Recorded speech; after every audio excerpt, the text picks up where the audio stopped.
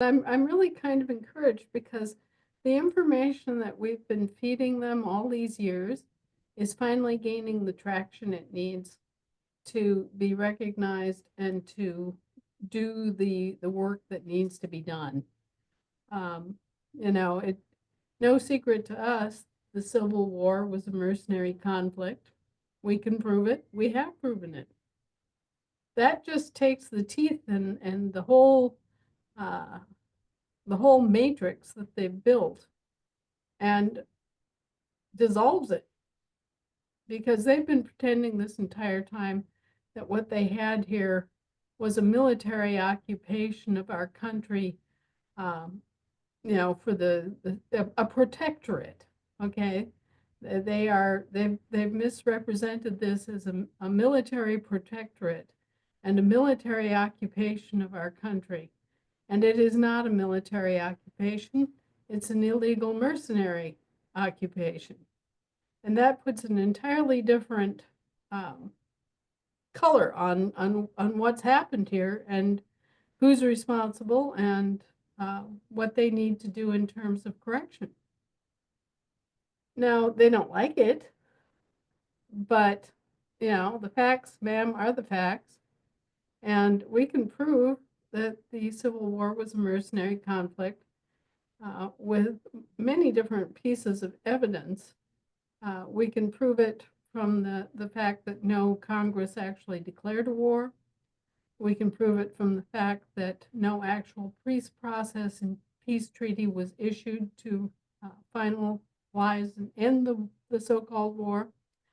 We can prove it from the muster rolls of the soldiers that were actually inducted into the service during the Civil War, who signed up to fight for the state of New York, the state of North Carolina. We can prove it from the fact that the southern states very forthrightly called themselves the Confederate States of America. And we can prove from that, we can go back from that, that yes, indeed, they were acting as Confederate states throughout, meaning states of states, meaning commercial entities. Okay. Yep. So there are multiple ways that we can prove that the so-called American Civil War was in fact a commercial mercenary occupation. And we can also therefore prove that Abraham Lincoln acted under color of law and conditions of non-disclosure and deceit, and unlawfully converted our national military into a mercenary force. And we can also then go back and prove that this was not a military protectorate. It was an illegal occupation by a mercenary force. And all of this stuff begins to accumulate against them. And so the Hague Conventions were developed out of the Lieber Code that Abraham Lincoln designed. And this is for the false supposition that there is a military protectorate and a prolonged occupation of this country by a legitimate national military. And so all of those presumptions are not true. They're simply not true. And just as we went through today and very succinctly said, all three of the public trusts that were established under this system of presumptions have to go. The quote unquote intestate American infant decedent estate that was purportedly waived for you by your mother has to be dissolved in your favor. The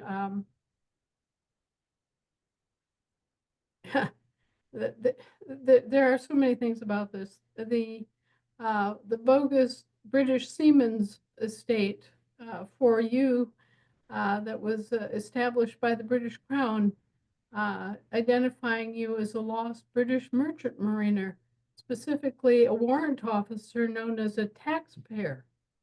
That has to be dissolved. And of course, the municipal estate trust, the Sestake Trust, that was formed by the municipal government on behalf of the other dual federal citizen, the citizen of the United States, has to be dissolved.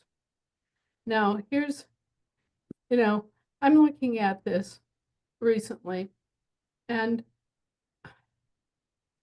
what they did on those forms that your mother signed, they claimed that you were a United States citizen.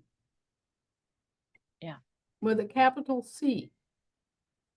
That means that they're claiming that you are an officer or official attached to the old federal republic that they laid claim to on February 2nd, 1871. And that they have operated deceitfully as a corporation ever since.